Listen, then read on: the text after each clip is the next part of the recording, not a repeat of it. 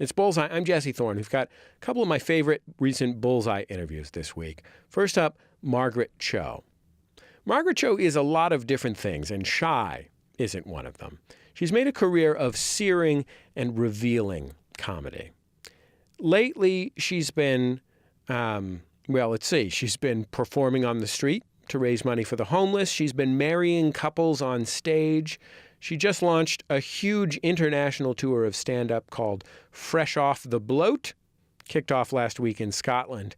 She's also a singer-songwriter. When we talked last year, she just recorded her second full-length album, American Myth. Here's a little bit from the record. The song is called We So Worry, and it features her parents in the chorus. Don't be sad, I wanna move to LA. It's hard and it's scary. They'll give me jobs for pay. I don't wanna leave you, but there's no other way. I have to go, 'cause I'm gonna be a star someday. Oh, we're so worried about you. Oh, we don't know what to do. You so little, how you grew. Mommy and Daddy, we worry about you. Margaret Cho, welcome to Bullseye. It's great to have you on the show. Thank you so much. Were you ever embarrassed of your parents as a kid? Oh, yes, all the time, because they were very paranoid about being Korean. My father was deported in 1970, and so during the period of we were trying to get him back into the country, it was really important for us to not speak Korean, us meaning the kids. So they would speak to us in Korean, we'd have to answer in English. And having a Korean accent was really considered the most shameful thing because it marked you as a foreigner. So it was really terrifying. And so there was a lot of our foreignness that my parents also rejected, which made me embarrassed of the things that they couldn't fully get rid of, like those accents and this sort of smell in our house, those kinds of things. That's something I feel like I've heard from a lot of people, that smell is like a particularly touchy part of the immigrant experience, especially the thing that you always hear is opening your lunchbox at school. Mm-hmm. Because Korean food is most of the cooking, a lot of it is fermentation. So you have a lot of funk. Yeah, it's got some stank on it. There's no doubt about that. Definitely. And that's part of the beauty and the deliciousness of it. But also when you're a kid and you just want to fit in and you want to have ding-dongs and ho-hos and Twinkies and a soda wrapped in an aluminum foil, it's impossible to trade dried squid. You just can't trade it. We're right adjacent to where I used to live when I moved to Los Angeles in Koreatown. I lived in a big apartment building that was maybe, I would say, half first generation recent Korean immigrants, like mostly like young adults, kind of upwardly mobile type folks. Mm-hmm. And just once in a while, someone would be cooking and it would just blast the whole floor, just pa-pow. Yeah. It's alarming sometimes, the smell. But when you're used to it, you almost don't smell it. And then when you see other people experiencing it, it's like, as a kid, it was very shocking. Like, I felt really bad bringing people over to my house, or like white kids would come over for a sleepover. And I was deeply ashamed. When your dad got deported, you were like a baby or a toddler, right? Yeah, I was born in 1968, so I was just a tiny kid. How long was he out of the country? He was back and forth until about 1973, and then finally gained citizenship, and then it was all pretty legit. But then I was the only one at that time to have been born in America, so I had to do all of the phone calls to doctors, or I had to talk to any kind of mechanic or that's a real lot of pressure for a real little kid to have to be almost like the legal representation of the whole family. It was really scary. I mean, I was scared when I was a kid just to talk on the phone. That was very intimidating to me. The idea of being responsible for something while I was doing it. Mm-hmm. Have to deal with, like your grandparents' medication, or to call a pharmacy, or to call to make appointments for your whole family. It was a lot. Were there things about your family life that when you were, at school or not with your parents, that you were proud and excited about? I think that probably at that time, the fact that my parents were still married, in the 70s and the 80s, divorce was such a huge thing for most families. And so most of my friends were with one parent, or they would go back and forth between parents, or they had stepfathers or, stepmothers, very exotic arrangements, or like my mother's boyfriend, these kinds of things. And to me, that was really terrible, like that they had to have these like broken families. And my mother's always very judgmental, like, oh, don't talk to them, they divorce. So I think like the fact that we had a very intact family unit that was also inclusive of the entire extended family too, I think was kind of an impressive brag. Were people impressed by it? No. Yes, that's right. No. But there was like lax parenting in the 70s and 80s. I remember kids like going to kids' houses. They had water beds, and like you could buy cigarettes from their mom for 10 cents. Like it's so crazy. It's really crazy now to think about. Or you would get like somebody's parent would buy them beer. That's crazy to me. Like I don't know. I think buying kids beer is significantly less crazy than selling your own children cigarettes. Yeah, that's really nuts. I think the idea of like running a kind of prison canteen in your own home. Well, I sort of understand it in a little bit like, I know you're going to do this anyway, so let me witness how much you're going to smoke. Let me witness what you'll do. So if you buy your kids beer and they stay in the house, it's sort of like a payment, like, okay, now that you're sharing this secretive part of yourself, I let you do it, but I'm going to be a part of it as well, so you don't get in trouble. It's Bullseye. I'm Jesse Thorn. My guest is Margaret Cho. I want to play this clip, and I'm sorry to sort of spring this on you. But it's important to me. So this is a video from local television in San Francisco in the, I think I'm going to say mid-'80s, mid to late 80s. And it's narrated by a stand-up comedian and San Franciscan, or actually Oaklander, Aisha Tyler. Mm-hmm. And so we'll hear Aisha Tyler narrating, and then we will hear you. Okay. And Sam Rockwell. Oh, yes, yes. Batwing Lubricant is the name of our improv troupe. Sam and Margaret are really close friends of mine. They're both real cool and talented. Their suggestion from the audience was that they're two ex-lovers meeting again by accident on an ocean liner. Well, how about that? Herschel? Hey, you got an ethnic change, didn't you? Yeah. You're Chinese now. Whoa. Most of this was unfit for mature audiences, but it was pretty right on for us. You know, I got one hanging off my... My God! Yeah. She's snack. She's snacky wacky. You remember? Yeah. Hey, how about this? Yeah, what? Mutant Ninja Yuppies and Bobby Verdon Sacrificial Habitat Dance. Over to Vita Bird and Vita Hoon Har. Oh, it's been so long. I love that. I love that. That's my comedy partner and my friend Aisha. That's part of a documentary called Sota Jam Box, which was School of the Arts. And it was an overview of our school, which we weren't there for very much longer after that.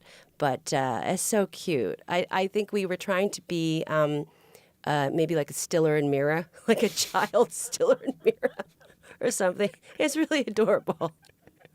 What was it like for you when, you became a comedian as a teenager at the absolute height of stand-up comedy in America? I mean, I think we've returned to some of that height now, but at the absolute height of stand-up comedy in America, what was it like for you 5 and 8 years later as we got into the 90s and everyone appearing on Evening at the Improv, once a month disappeared? Yeah. It was okay for me because I sort of went beyond that. That was the era of stand-up comics being turned into sitcoms. And so you had Jerry Seinfeld, who helped me a lot also in the initial years and continues to, and Roseanne and Tim Allen, these people who were taking their comedy and making it a sitcom. So I was sort of purchased for that. And so I was able to kind of go beyond when all of those TV shows like Evening at the Improv and Comic Strip Live went away. I was still able to do television then. I want to play a clip from your most recent stand-up special, which is called Psycho or Sideshow.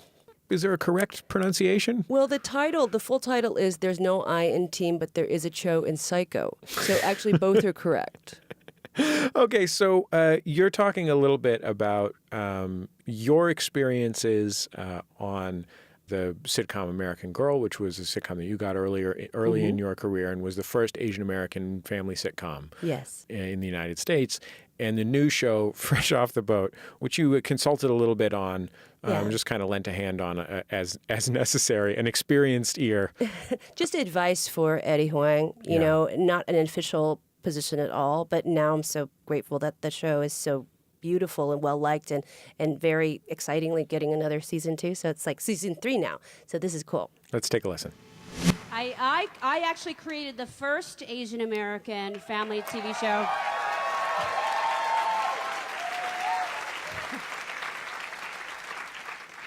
"20 years ago. And I it up so badly. They had to wait for an entire generation of Asian Americans to be born and grow up to Nielsen voting age.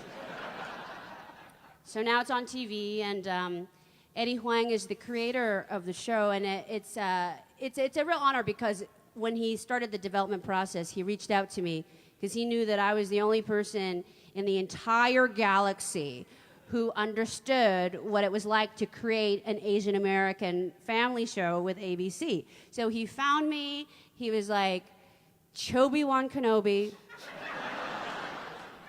you're my only hope.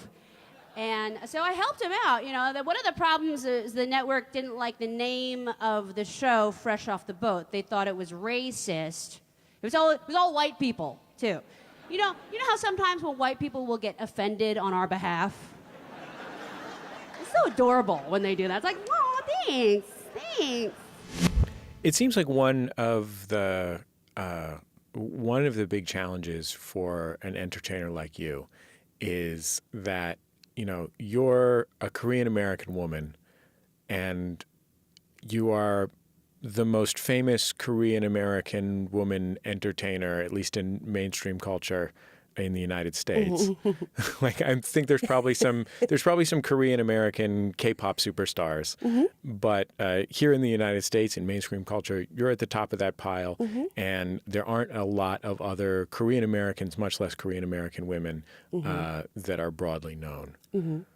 That is a great opportunity because you get a chance to speak for yourself and speak for people that might not otherwise have a voice. But on the other hand, it seems like a real hassle. You know what I mean? Well, I don't know. I mean, I guess I'm just really grateful that I've able to have such a long career and enjoy that, you know, and I was so different when I kind of burst on the scene, and now I've inspired a lot of other comedians of Asian descent to go and pursue their dreams, which is great because a lot of Asian Americans don't necessarily go into the arts because they want to please their families first. And so they go into these careers that they don't want in their mid-30s. They're very disappointed and upset. And so I've encouraged people to sort of bypass pleasing your parents, which is really a good thing. And so I don't know. I'm really happy about like what I've been able to accomplish and really excited to see the new generation. I imagine that sometimes, though, especially 20 years ago, there must have been a lot of situations where you felt like, man, you know, I wish that I could just speak for myself because I have this really weird, personal, unusual experience in life. And everything that I do by nature of circumstance is extrapolated. Right. Well, there's this like idea like, oh, do I have to be a comedian or a Korean comedian, or do I have to be a comedian, a Korean American comedian? Like, what does identity have to do with my art form? I think it's all sort of mixed in there. I mean, I don't know if and then initially when I started, I really had to explain why I was there. Like, why is this Korean girl talking to me? Like, that was the main sort of hurdle that I had to get through with audiences, and that sort of created a lot of my early comedy, is the explanation of my presence. But now, since I've been around for a while, I feel a little bit free from that, but all of that still colors my experience. You're listening to Bullseye. I'm Jesse Thorn. I'm talking with comedian Margaret Cho. I was just listening to a great episode of the MaximumFun.org podcast, Lady to Lady, that you were on. And one of the things that you were talking about with the hosts of that show, who are all female stand-up comics, is that early in your career, one thing you had to deal with was that frequently, maybe even typically, when the MC would introduce you, bring you on stage, not only would you be introduced by your gender, which a male comic obviously wouldn't be, Right. but also when that gender came out or when the audience saw you, it would like let the air out of the room. Yeah. People would go, oh. Ladies and gentlemen, we have a woman. Oh. Oh.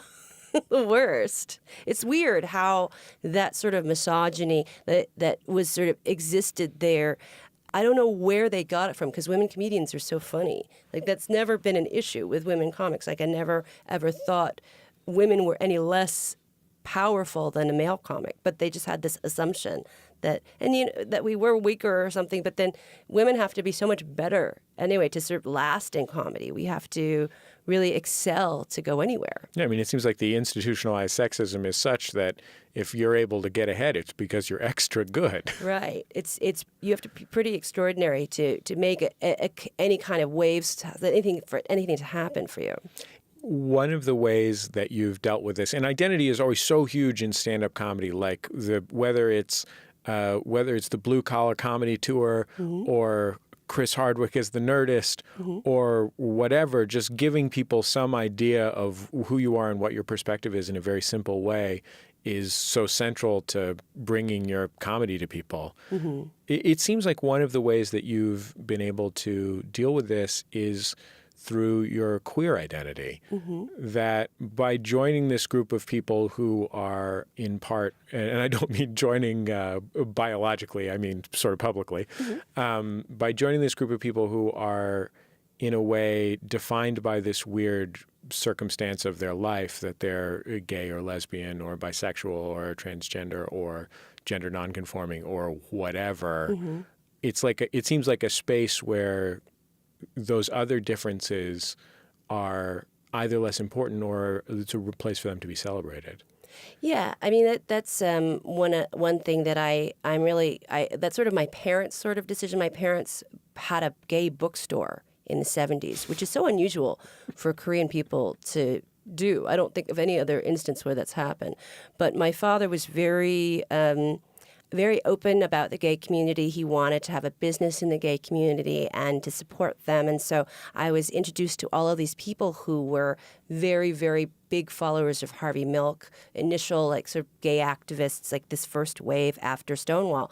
And so this is an exciting environment to grow up in and then to do stand-up comedy. And then I identified as a lesbian initially when I sort of became 18 and I thought, oh, I'm gay. I realized this is what sort of maybe made my sort of sense of like feeling different valid. And then I realized a little later, oh no, I actually am bisexual too. So it was a really comfortable feeling to be within this community that accepted sexuality and then accepted beyond sexuality all these different other aspects of yourself. At what point did you feel like, and I don't know if this is even the case now, but at what point did you feel like you were, I don't know, at home in your sense of self? I think either probably in my late 20s, like after I had done television, had a sort of very famous failure, and then went back to do stand-up comedy. It was very it was very apparent to me that I was on the right path, you know, and that I felt really proud of my work, and that I didn't need any kind of institution to endorse it. Like I didn't need sort of the greater the realm of television to say this is okay, this is good. I was able to kind of be sort of standalone, self-functioning kind of entity, and so I think that's probably when I felt really like I'm okay, I'm good. After your sitcom was canceled, did you feel like it was a failure? Oh, yes. I felt very disappointed and I felt very hopeless. Like I think there was this idea like, oh, you've got this one shot and you've got to, you know, make it. And it was very frustrating. But then when I went back to the clubs and I realized, oh, I have this whole new following, I have all this new material, it just became very fulfilling in a different way. Did you feel like you were happy to make your career as a stand-up comic after you had not been able to make your career as a sitcom star? Yes, absolutely. I was so happy about that, that I could still do that and that it was just as fulfilling, if not as financially lucrative. It was still very thrilling and important to me. So that was a good thing. And I still feel that to some extent, even though I want to do other things like television and music and writing and different stuff. I still really am grateful for stand-up, and that's what I think will always be my life.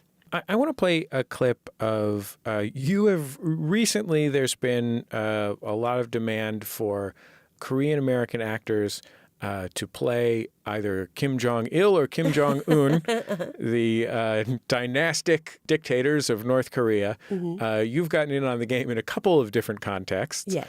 I want to play a clip from 30 Rock, which is one of my favorite shows. And so in this scene, you're playing Kim Jong-il, and Liz Lemon, who's Tina Fey, the main character in the show, basically just runs into a cater waiter at a wedding who she thinks it looks very suspiciously like not a cater waiter, but rather the North Korean dictator. Excuse me, lady. You do the vow? Speak now or forever hold your peace. But Oh my God, are you? no, I'm nobody. Kim Jong-il is dead. I'm only waiter. I'm greatest waiter of all time. So here's my question about portraying the brutal, evil dictators of North Korea. What is your take on doing that? Why do it? Why do it the way that you do it? Well, I just copying members of my family. Part of my family Who are brutal dictators? They're not brutal dictators, but they do have they are of Korean descent and North Korean descent too. I mean, from the Korea that was united at one point, and so it's a way to get back at this really terrible entity that they've separated my family for now 66 years, and we don't know what's happened to them, and we don't know what's going on over there. And it's the only way to maybe lighten up this very tragic situation. How do you feel about the fact that given the relative paucity of Koreans in the media, that for a lot of Americans, it might be the only representation they get of a Korean person? Well, we're glad to do it. I'm excited. Like I think, I'm like different. I'm in a generation where I'm just so grateful for everything that I have. Now that the younger generation can maybe have more, but more representation and more freedom. I'll just do anything. That's a really good answer. Yeah. It's Bullseye. I'm Jesse Thorn. I'm talking to the stand-up comedian, actor, and musician Margaret Cho. And just a heads up, if you're listening with kids, we're about to talk about sexuality for a few minutes. Not explicitly, but just in case you need to know. Let's hear another song from my guest Margaret Cho's album, American Myth. This song's called Ron's Got a DUI. Uncle Ronnie's got a DUI, so he's staying home with you. That's what Mama said to me, putting on her fancy shoes. Uncle Ronnie's nice and usually lets me smoke all his cigarettes. He don't say they stunt my growth. He says, girl, how do they know? Ron's got a DUI. He'll stay with me tonight. I'm happy as can be. Ron's I heard you describe this song as a tribute to the older gay guys in your life, especially when you were young. Yes, because they would always end up being the default babysitter. These different guys, a lot of them were getting sick. This is the first wave of people really realizing that AIDS was deadly. And so, you witnessed all of these very, very healthy, beautiful young men suddenly become very sick and very old, and then you didn't see them anymore. So this song is really about that generation, this missing rung of gay men that we don't have. Like there's just like a whole like age group that is lost. And so during the creation of this video, I made an AIDS quilt panel that sort of represents these men that will go onto the larger AIDS quilt when it's in Grace Cathedral now in San Francisco. So I'll sew it on when it gets to a different place. But I just wanted a tribute to them because we don't really think about that whole generation of men who died. Was there anyone in particular that you would tell us about? I think Frank Ranzano, he was my father's favorite employee, and he looked like a cowboy, and he would often sort of just be around, like, kind of watching over me, and then just the thought of him piercing, this incredibly virile, like strong cowboy, kind of majestic man getting sicker and sicker, and then he was gone. And then the owner also of Josie's Juice Joint, Ron, his name is in the song. He passed away also. It's all very shocking to me still because I react to their deaths like a child would. How's that? It's like I need to be explained what death is. Like I still, like their deaths came before anybody told me what death was. And I still have a hard time comprehending it. There is in places where there were a lot of gay people living as gay, and especially gay men, like San Francisco and New York in the 70s and 80s, there is this almost like a tear in the timeline between the, in the 1980s mostly, up until the antiretrovirals started extending people's lives. Mm-hmm. It's an incredible dislocation. Right. And then also the culture that was them just coming from all these small towns and going to San Francisco and New York and suddenly being allowed to be themselves. Not only is it great to be gay, it's phenomenal. And all of these beautiful men together, and they're all sort of dressed up in like the little outfits like the Village People, literally, this kind of party happening all the time. And I think that was the first time that I witnessed sexuality that felt safe to me because I wasn't involved at all, that I'd had a lot of sexual abuse and difficulty as a very young kid. And so to see sexuality, especially male sexuality, played out in front of me that didn't include me, that wasn't threatening, I think it was very healing to see. As a young person who was trying to figure out your own identity, what kind of effect did it have on you to see people who basically had come from all around the world to celebrate who they were? I think it made me feel very safe, that being different was safe, and that being gay was a privilege, that it was something that held you in sort of a higher honor, and that you were able to experience the better nature, the better side of people, and the imaginative, colorful, playful, creative side, as opposed to sort of practical, like on the road to a family side, which I always really responded to. How do you feel about your career now in 2016? I like it. It's varied.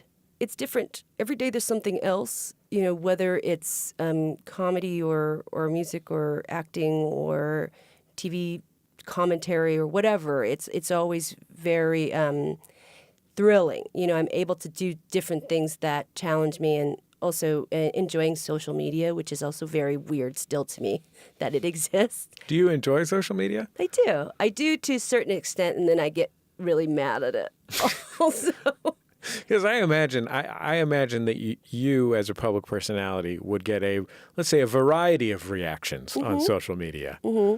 And then I often engage in battles, which is not good for me, and it's not reasonable, but it's also kind of funny too. Like I think that it's amazing what people will say, like the negativity and just the naked rage of people, and then when you engage with them, they sort of more comes out, and then it sort of lessens. I don't know. I just feel so odd about it and also grateful for it, but then not. I don't know. I can't even figure out, like, could you imagine in the 90s if you could just reach out to Evan Dando about what he was doing. Like, to me, celebrity used to be such a sort of uncrossable river to sort of another world. There was like literal river Styx. And now there seems to be a drought. There's no water in it.